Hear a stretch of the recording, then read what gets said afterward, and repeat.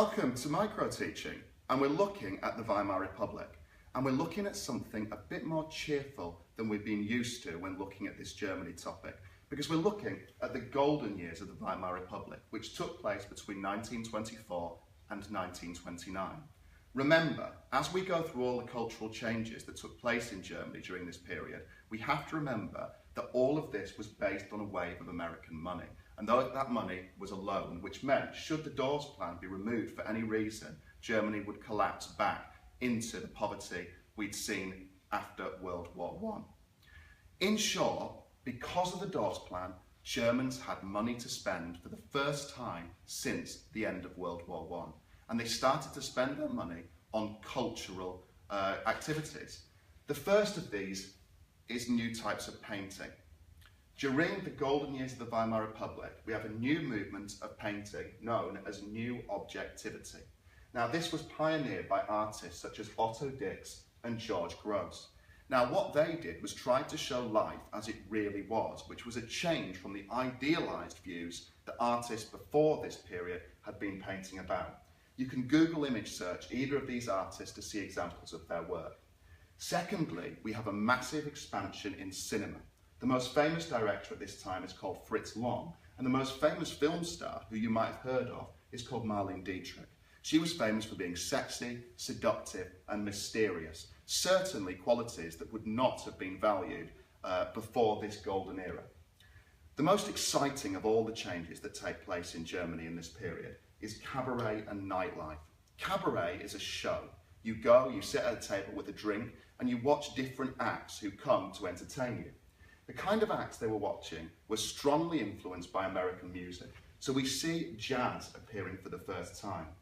We also see crazy parties which are friendly to transvestites, men dressing up as women, women dressing up as men. And linked to that, we have a strong acceptance of homosexuality. So culture is becoming much more liberal than you might have expected from Germany in this period. The final improvement we're going to look at, or the final change, is a new type of architecture known as Bauhaus. The Bauhaus group, their catchphrase was art and technology and new unity, and they pioneered simple shapes in their buildings. Again, if you Google image search this, you can see examples. And again, this was a step forward, or definitely a change from German architecture before, which was ornate and very, very stylized. Now, if you looked at all of these in isolation, you might be forgiven for thinking that Germany had undergone a complete and radical change from the way their culture had been before. But the change wasn't as complete as you might think. We have groups who object to it. First of all, the army, who are very traditional. They disliked the new strong Jewish influences. They disliked the increasing acceptance of homosexuality. And they regard all of this as frivolous, as not really real, and certainly not German. The same can be said of the older generation, and the same can be said of people who lived in rural areas, because all of these changes were largely limited to the city. These would have used this phrase, nicht Deutsch, which means not German. I'm going to give you a metaphor to explain this. A few years ago, I worked in a developing world country where money was flooding in for the first time. And one of the memories that sticks with me most closely is taking a bus out from the capital city to a village.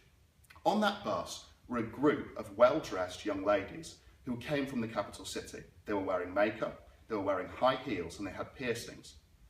As we got closer to the villages, they disappeared into a toilet at a service stop and utterly changed. When they came out, the high heels were gone, the makeup had been removed from their faces, and all the piercings had been taken out.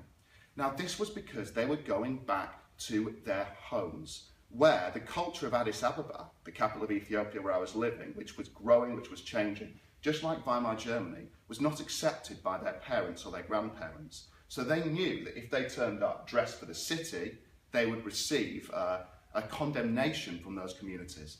And that would have been exactly the same in this period. The young people, the people who are enjoying these changes, certainly would not have been comfortable expressing those changes to the older generation who object to them. That's about it for the golden years of the Weimar Republic. But to check your understanding, make sure that you can answer each of the three questions I've placed here. First of all, can you describe the features of the golden years? These can be all found on this diagram. Secondly, can you explain why there was a golden era between 1924 and 1929?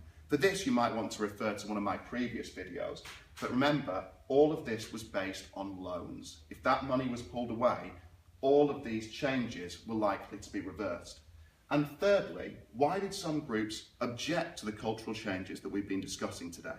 Those cultural changes and the objections to them are found in this diagram here. Remember that many groups in Germany were not comfortable with the changes that were taking place.